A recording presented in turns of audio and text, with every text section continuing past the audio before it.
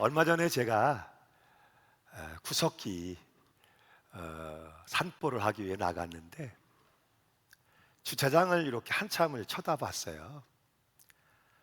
장애인을 위한 배려석은 이해가 되는데 거기에 보니까 가족 배려석이라고 준비가 되어 있더라고요. 그래서 이게 뭘까 그러고 봤더니 그림으로 이렇게 표시가 되어 있는데 아이들, 그리고 임산부들, 지팡이 든 분으로 표현된 우리 노인분들, 그분들이 우리 가족이라는 거죠. 그래서 분주할 때 또 번잡할 때 차를 댈 때 우리 가족들을 위해서 배려했으면 좋겠다. 그래서 배려석으로 가족 배려석으로 만들어 놓았더라고요.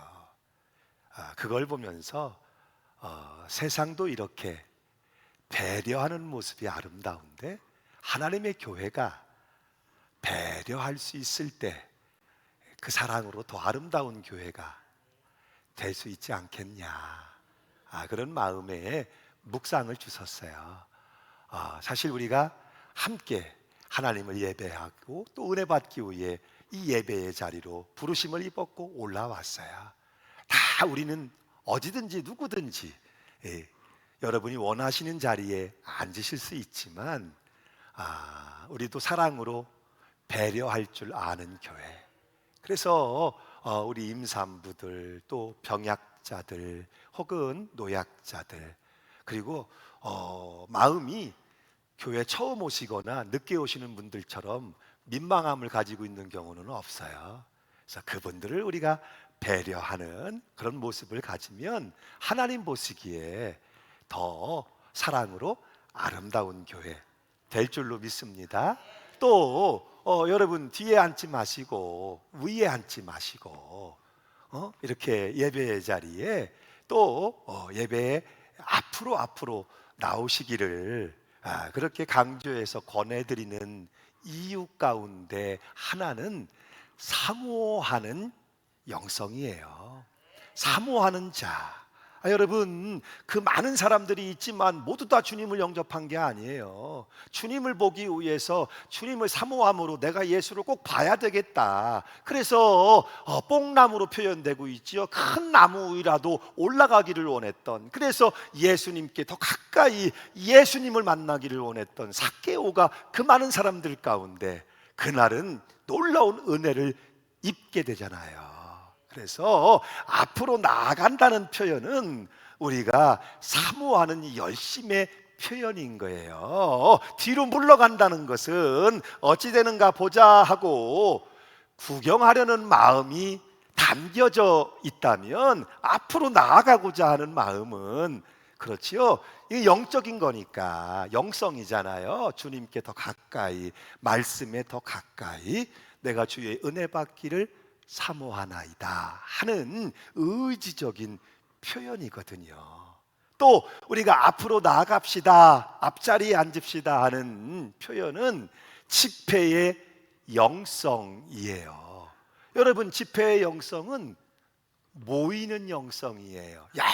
열심히 모이기를 힘쓰면 거기에 주님이 계시고 주님이 일하시는 은혜, 역사들이 나타납니다. 그러나 모이기를 패하고 모이지 않으면 예배, 대그룹 집회는 영적으로 약해질 수밖에 없고, 그렇죠? 또 모이는 영성일 뿐만 아니라 채워지는 영성이에요. 그래서 여러분이 이 시간 사람 만나기 위해 온 게 아니고 주님을 만나고 은혜 받기 원하신다면 여러분은 앞자리를 비워놓고 앉지 마세요. 이해가 되시죠? 여러분 앞자리를 텅 비워놓고 앉으셔서 은혜 받아야 되겠다, 그것은 지혜롭지 못하다는 것이죠.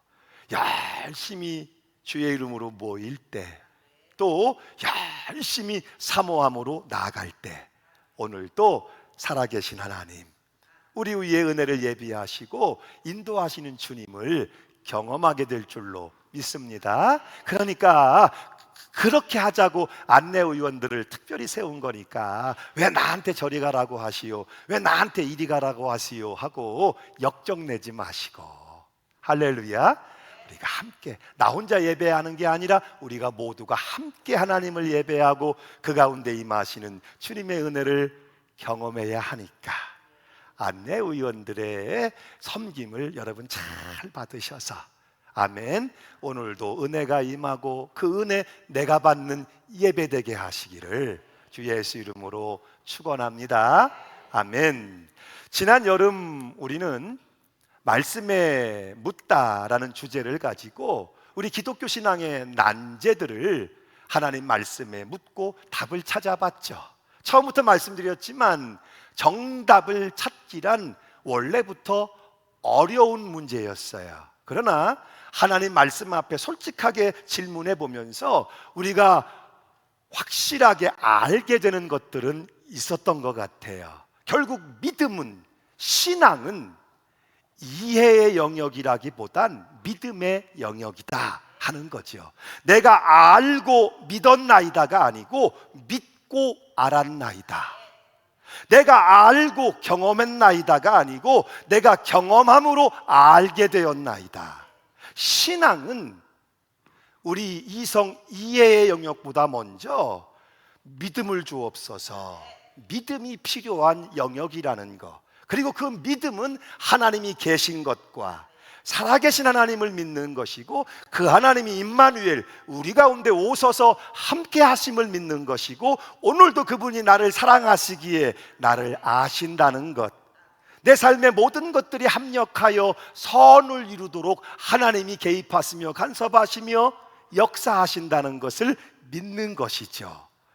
이 믿음을 가지고 오늘 또 주님을 신뢰하고 의지하고 순종하는 사람들이 하나님을 경험하는 삶, 신앙의 실제를 경험하게 되는 것이 기독교 신앙이고 기독교 신앙의 실제인 줄로 믿습니다. 자, 이제 오늘부터는 하나님이 허락하시는 대로 빌립보서의 말씀을 가지고 여러분과 함께 은혜를 나누려 그래요. 여러분, 먼저 빌립보에 대해서 생각을 해봐야 되겠죠. 빌립보는 큰 도시입니다. 특별히 소아시아 지역에서 유럽으로 건너갈 때 가장 먼저 만나게 되는 지역인 마케도니아 지방의 첫 성이 바로 빌립보예요. 이 빌립보 도시는 여러분들도 잘 아시는 것처럼 주전 365년에 알렉산더 대왕의 아버지였던 그 기초를 놓았던 빌립 2세 때 건축되어 세워진 도시가 바로 빌립보예요. 사도 바울과는 긴막힌 인연이 있죠. 소아시아 지역으로 2차 전도 여행을 가려고 시작하고 있는 때 그 길을 막으시고 환상 가운데 마케도니아 사람이 나타나서 와서 우리를 도우라 하는 강렬한 환상을 보게 되고 성령의 인도하심에 순종해서 소아시아에서 유럽으로 건너갔을 때 그 첫 지역 마케도니아의 첫 성인 빌립보에 들어가게 되지요. 그리고 아무 연고가 없는 그 빌립보에서 누굽니까? 비단 장수였었던 루디아를 만나게 되고 루디아의 가정에서부터 시작된 교회가 빌립보 교회예요. 오늘 그 빌립보 교회에 하나님의 음성을 담은 복음의 편지를 사도 바울이 보내고 있는 거죠. 그런데 여러분, 지금 사도 바울은 어디에 있어요? 로마의 감옥에 투옥돼 있었어요. 로마의 사도 바울이 갇혔고 그를 염려한 빌립보 성도들이 그의 궁핍함과 어려움을 돕기 위해서 수차례 헌금을 들여서 사도 바울에게 보낸 거예요. 이것이 너무나 사도 바울의 마음에 감동이 되고 눈물이 날 만큼 고마웠던 거죠. 그런데 그와 함께 좋지 못한 문제의 소식들도 사도 바울에게 전해졌어요. 빌립보 교회 안에 유력한 지도자였던 여성 지도자였던 유오디아와 순두계를 중심으로 교회 내부가 분열되고 있었어요. 또 유대주의자들이 일어나서 분쟁을 교회 안에서 일삼고 있었어요.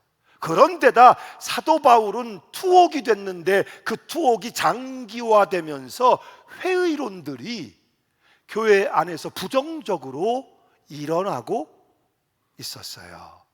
감사하길 원했고, 그러면서도 문제가 심각해져가는 교회를 보면서 그 문제를 해결하기 위해 주님의 말씀을 담은 권면을 편지로 보내게 된 것이죠. 어디서? 로마의 감옥 안에서. 그래서 에베소서, 빌레몬서, 골로새서와 함께 이 빌립보서를 뭐라고 불러요? 옥중 서신이다. 감옥으로부터 온 사도 바울의 복음 편지가 바로 빌립보서인 거예요. 그런데 여기 아이러니함이 있어요. 빌립보서의 주제가 기쁨이라는 거예요. 편지를 쓰고 있는 바울도, 편지를 받는 수신자인 빌립보 교회와 성도들도 누구도 도무지 기뻐할 수 없는 상황이었다는 것이죠. 기쁨을 이야기할 수 없는 상황인데 그들은 기쁨에 대해서 이야기하고 있는 거예요. 어떻게 그럴 수 있었을까요? 하나님 때문이었어요. 그들에게 상황이 있지만, 고난이 있지만, 감당하기 어려운 현실이 있지만 그 모든 것을 뛰어넘는 궁극적인 소망이 되시며 우리에게 기쁨을 주시는 하나님을 바라보고 있기 때문이었어요. 그래서 오늘 빌립보서의 첫 장을 열고 저와 여러분이 주의 음성을 구하고 있는 거예요. 왜? 오늘 우리에게도 삶의 현실은 있거든요. 저마다 여러분의 삶에는 사정들이 있고 이유들이 있거든요. 웃을 수 없고 기뻐할 수 없는 어려움의 사정들, 고난의 문제들이 분명히 우리 삶에 실제로 존재하고 있지만, 그러나 그럼에도 불구하고 믿음의 눈을 들어 주님을 바라보는 사람들에게 분명히 주어지는, 얻게 되는 위로가 있고 소망이 있고 용기가 있고 맛보게 될 기쁨이 분명히 있기 때문에 오늘도 주님을 바라보는 믿음을 가지고 우리를 위로하시며 힘을 주시며 용기를 주시는 주님 앞에 나아가기를, 여러분의 삶의 실제 속에서 그 하나님을 경험하는 기쁨으로 충만해지는 삶을 여러분이 소유하기를 기대하면서 빌립보서 말씀을 열고 시작하는 거예요. 여러분, 2년 전 가을 이맘때를 기억하시지요? 저 개인적으로도 교회적으로도 사실은 매우 의미로운 시간이었어요. 상상한 적 없었어요. 계획한 적 없었어요. 오랜 시간이 걸리지도 않았어요. 보름 남짓한 시간에 저는 섬기던 교회를 떠나, 고향을 떠나 사실 이 연천의 전곡교회로 이주하게 되었고, 그렇게 경황 없이 이사를 온 제가 만난 교회는 여러 가지 입장들, 여러 가지 감정들, 여러 가지 주장들이 교차하고 있었고 강하게 부딪히고 있는 상황이었어요. 새벽에 기도해야 되겠죠? 새벽에 기도를 인도해야 되겠죠? 그래서 새벽 기도에 나가 엎드렸지만 참으로 답답하고 막막하기 짝이 없고, 영적으로 표현하자면 소위 눌린다라고 표현하죠. 영적으로 눌리는 상태가 계속되고 있었어요. 뭘 기도해야 합니까? 뭐라고 기도하면 좋겠습니까? 기도가 되지를 않아요. 영적으로 눌리고 있었어요. 그때 주님이 제게 주시는 음성이 분명히 있었어요. 두려워하지 말라. 내가 너와 함께함이 아니냐. 놀라지 말라. 내가 너를 보낸 것이니 내가 책임질 것이 아니냐. 좌로나 우로나 치우치지 말고 너는 예수 중심, 말씀 중심을 외치고 그렇게 목회를 하면 된다. 아멘. 여러분, 1년이 지나고 2년이 또 지나며 우리가 확연하게 느낄 수 있고 확인할 수 있는 것이 뭐예요? 역시 교회의 머리는 예수님이시구나. 그래서 예수 중심으로 서 있는 교회들은 주님이 다루시는구나. 역시 교회의 근간 뿌리는 복음 말씀이구나. 복음에서 시작됐고 복음이 붙잡고 있고 오늘도 복음이 일하며 역사하고 있고, 그래서 복음 중심, 말씀 중심인 교회들은 그 말씀대로 이루시는, 잘 되게 하시고 평안한 가운데 든든히 서가게 하시고 믿는 자가 더해가도록 하나님이 일하시고 역사하신다는 것을 우리는 느낄 수 있고 확인할 수 있다는 거예요. 여러분, 우리가 인생을 살다 보면 내 힘으로 어찌할 수 없는 막막한 순간들을 만나게 되지요. 그때 여러분은 기도의 때를 놓치지 말고 주님을 찾고 기도하실 수 있기를 바라요. 주의 음성을 들으실 수 있기를 바라요. 함께 계셔서 여러분에게 힘을 주시고 용기를 주시고 다시 일어서게 하시고 나아갈 바를 밝히 알게 하시는 주님의 인도하심이 반드시 여러분과 함께 하실 거예요. 아멘. 오늘 사도 바울은 빌립보 교회에 복음 편지를 보내면서 가장 먼저 자기 자신에 대해서 소개해 주고 있죠. 1절과 2절 말씀에 그의 소개가 나오고 있죠. 함께 읽습니다. 시작. 그리스도 예수의 종 바울과 디모데는 그리스도 예수 안에서 빌립보에 사는 모든 성도와 또한 감독들과 집사들에게 편지하노니, 하나님 우리 아버지와 주 예수 그리스도로부터 은혜와 평강이 너희에게 있을지어다. 아멘. 바울의 편지는 늘 자기 자신을 소개하는 것으로부터 조금씩 표현이 다르기는 하지만 어김없이 자기 자신을 그리스도 예수의 종 servant of Christ Jesus라고 표현을 해줍니다. 왜 사도 바울은 그리스도 예수의 종 servant이라는 표현을 쓰고 있는 것일까요? 철저하게 자기 자신은 예수님께 예속된 존재라는 것이죠.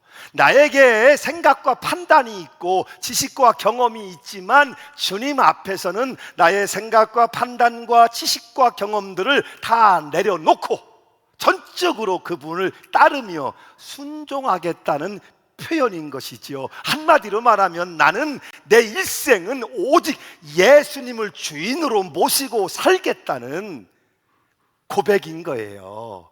이 고백이 있기 때문에 사도 바울의 일생은 복음의 사람으로 마지막 로마 감옥에 갇혀 형장의 이슬로 사라지기까지 복음을 위하여 철저하게 복음에 헌신된 종으로 그 자리를 지켜내며 승리할 수 있었던 이유인 것이죠.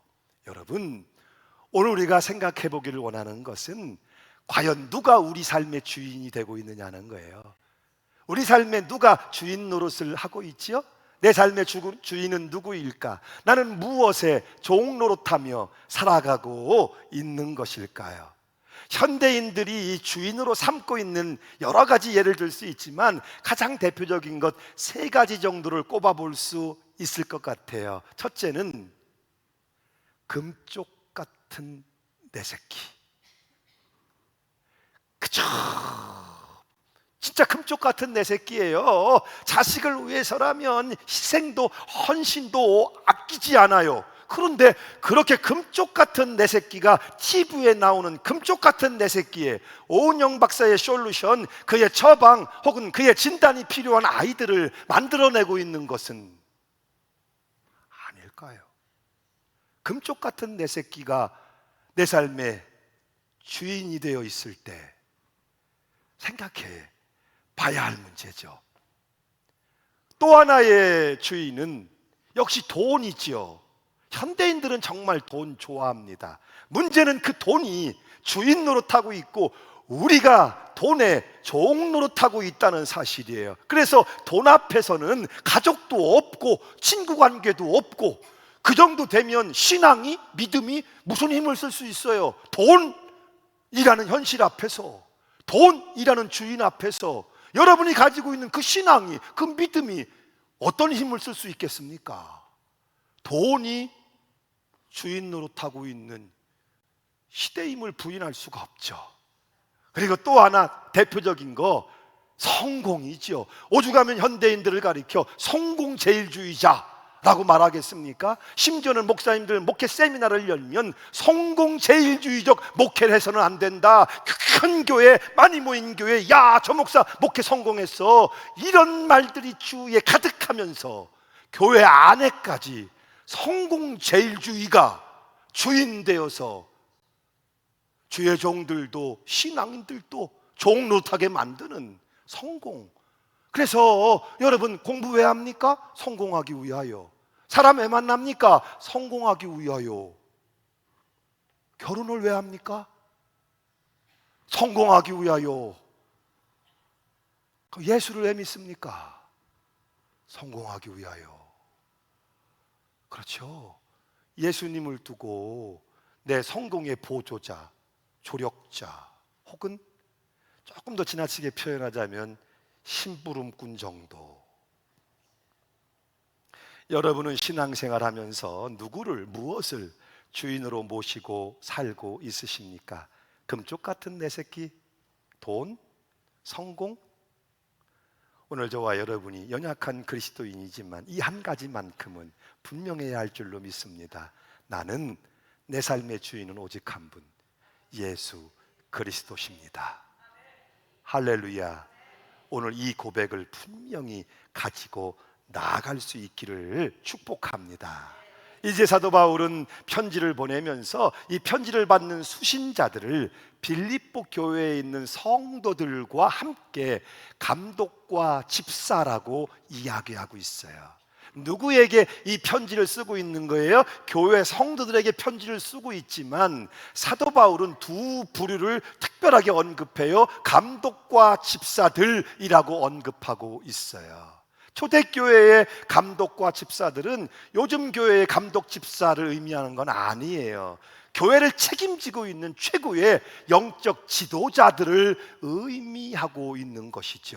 왜 바울이 이 편지를 쓰고 있는 이유를 이야기하며 이 편지를 누가 받아야 한다고 교회에 보내며 특별히 교회 안에 있는 교회 지도자들이 이 편지를 수신해야 한다고, 받아야 한다고 이야기하고 있는 이유가 어디에 있어요? 바로 그들이 교회를 연합, 일치, 하나 되게 하는데 책임자들인데, 그런데 그들이 다투고 분쟁함으로 교회가 분열되고 있고 성도들은 목자 없는 양같이 상처받아 뿔뿔이 흩어지고 있으니 사도 바울은 이것을 이야기하고 싶다는 거예요. 당신들의 책임은 그리스도의 몸을 하나로 연합 일치를 만드는 책임이 있음을, 그리고 그 책임을 감당해야 함을 이야기하고 싶은 것이죠.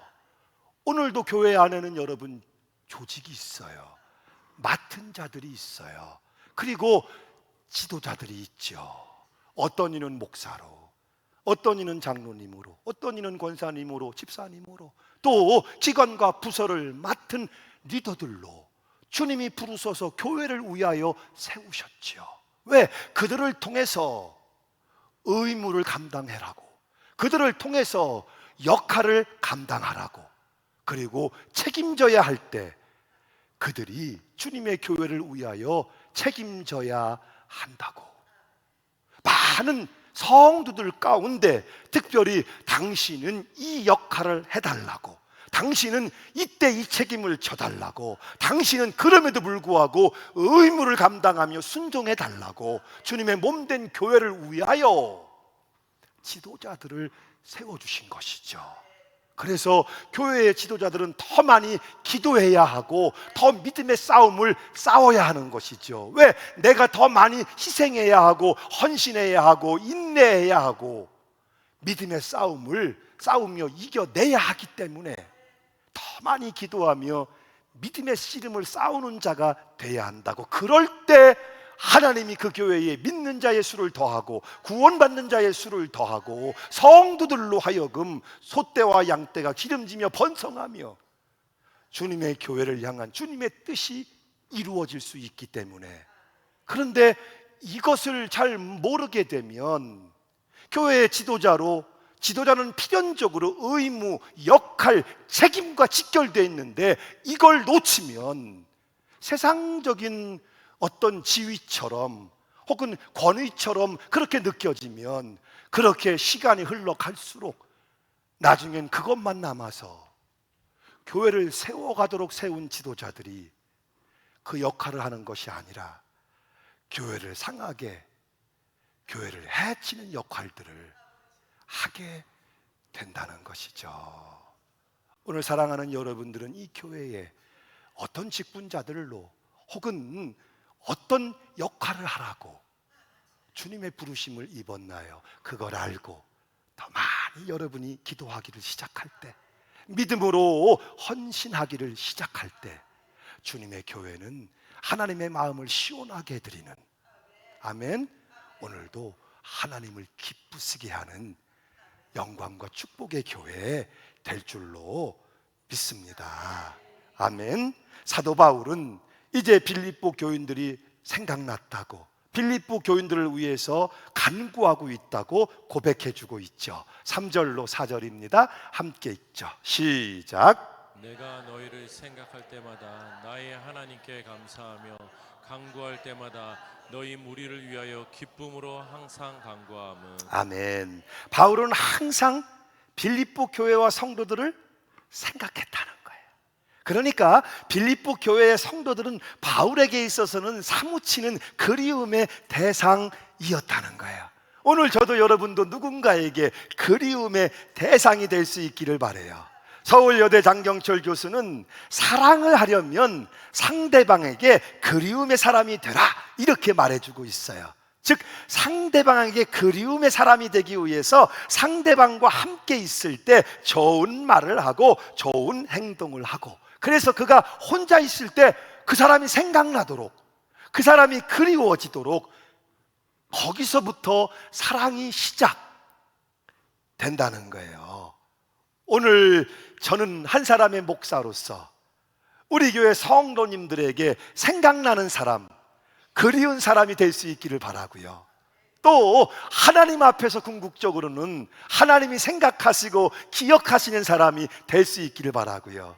저만의 바람이 아니라 오늘 이 시간 같은 말씀을 받고 있는 여러분 한 분 한 분도 누군가에게 생각나는 사람, 그리운 사람, 그런 사람이 되는 꿈을 가지고 살아갈 수 있게 되기를 간절히 소망합니다.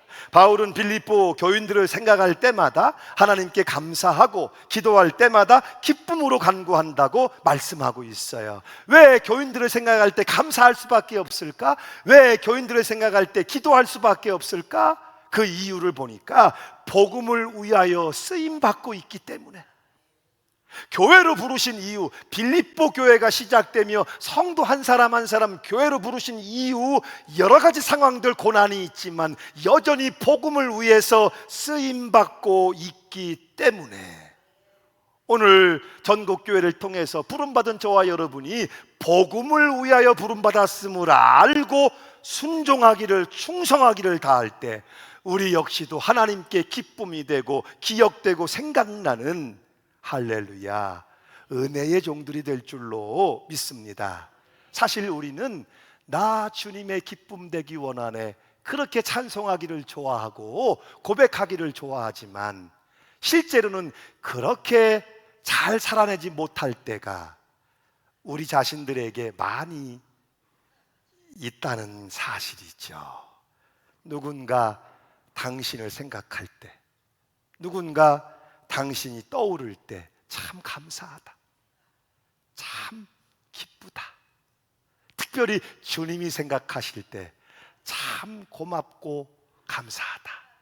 할렐루야. 이 은혜가 저와 여러분에게 있기를 바라요. 바울은 빌립보 교회를 향한 하나님의 계획이 있다고, 그리고 그 계획은 반드시 이루어져 가고 있다고 말씀하고 있어요. 오늘 본문의 6절 말씀이죠. 너희 안에서 착한 일을 시작하신 이가 그리스도 예수의 날까지 이루실 줄을 우리는 확신하노라. 착한 일이라고 표현하고 있어요. 사도 바울의 복음에 반응했던 것들, 사도 바울과 함께 기도했던 것들, 그리고 주의 종이 어려움을 겪자 자원하는 마음으로 그를 돌보고자 헌금을 보내온 이런 모든 일들을 볼 때 이 일은 선한 일이고 착한 일이고 감사한 일이라고. 그런데 여기서 중요한 게 뭐예요? 이 선한 일, 착한 일의 근거가 여러분의 의지, 결단에서 시작된 것이라고? 아니요. 여러분이 하는 그 착하고 선한 일들은 하나님이 하게 하신 일이고, 그 하나님이 우리의 구원을 완전히 이루어 가실 것을 확신한다고 고백하고 있는 거예요. 오늘도 우리로 예배하게 하시는, 기도하게 하시는, 주를 위해 헌신하며 찬양하며 봉사하게 하시는 이 모든 착한 일들을 시작하신 이는 하나님이시니, 그 하나님이 우리의 삶과 구원을 책임지시며 이루어 가실 것을 확신합니다. 여기서 중요한 게 뭐예요? 과거, 현재, 미래 세 가지 시점이죠. 이미 빌립보 교회를 향한 하나님의 계획은 시작되었고, 지금도 빌립보 교회를 붙들고 하나님이 일하고 계시며, 마지막 그리스도 예수의 오실 그날까지 그분이 이루어 가신다. 할렐루야. 선한 일을 시작하신 하나님이 이루어 가신다. 본문의 6절이죠. 함께 읽음으로 고백합시다. 시작. 너희 안에서 착한 일을 시작하신 이가 그리스도 예수의 날까지 이루실 줄을 우리는 확신하노라. 아멘. 우리는 확신합니다. 전국 교회로 부르심을 입어서 오늘도 예배의 자리에 올라오신 여러분, 괜찮습니다. 끄떡 없습니다. 이 교회를 향한 하나님의 계획은 이미 태초전부터 시작된 것이기 때문이에요. 99년 전 이곳에 심어 모습이 드러나게 하셨고, 그 풍파 어려운 시절을 주님이 지속적으로 일하시며 오늘도 여전히 일하고 계시며, 내년이 되면 100주년 반드시 여러분으로 하여금 크게 기뻐하며 감사하는 지난 100년을 두고 반드시 기뻐하며 감사하게 하실 것이고, 새로운 100년을 두고 꿈과 희망을 노래하며 우리로 나아가게 하실 것을 믿습니다. 그리고 그 일은 지금도 계속될 것이고, 마지막 그리스도 예수의 오시는 그날까지 주님이 이루어 가시며 완성하실 것을 믿습니다. 그러므로 교회적으로든 개인적으로든 지금 이 자리가, 이 순간이 끝이 아님을 확실히 하시고, 그리스도 예수 안에서 더 성장해 가기를, 더 성숙해 가기를, 주님과 함께 날아오르기를 중단하지 마시고 멈추지 마시기를 바라요. 이 교회를 향한 하나님의 계획은 섰고, 그것은 이게 다가 아니에요. 여러분의 삶을 향한 하나님의 계획은 그게 전부가 아니에요. 중단하지, 멈추지 마시고 더 성장, 성숙, 변화, 그리고 주님과 함께 비상 날아오르기까지 믿고 의지함으로 나갈 때 주님께서 여러분에게 힘과 용기를 주시고 그 길을 열어 인도해 주실 거예요. 이제 조용히 눈을 감고 오늘 주신 말씀 우리 마음에 새깁니다. 사랑하는 여러분, 이제 우리는 그리스도 예수의 종으로 삽시다. 거룩한 옷을 입고 다니며 실상은 세상의 종 되어서 세상 냄새, 돈 냄새 풍기는 사람이 아니라 생각할 때마다 아름다운 그리스도인으로 생각나는 사람, 기도할 때마다 감사가 되고 기쁨이 되는 그리운 사람, 그리고 나가 하나님의 마음을 시원케 해드리는 사람으로 살아갔으면 좋겠습니다. 그때 하나님은 이미 99년 전에 시작하신 그 놀라운 꿈과 비전, 우리 전국 교회로 부르신 여러분 한 분 한 분을 향한 거룩하신 뜻과 계획을 이루어 가실 거예요. 우리는 쉬지 않고 그 일을 이루어 가시는 하나님을 신뢰합니다. 도 두려움이 없이 믿음으로 나아갑니다. 오늘도 당신은 그 길 가운데 함께 계시는 임마누엘 주님을 반드시 만나게 될 것입니다. 일어나서서 이 결단 고백하며 찬송합시다.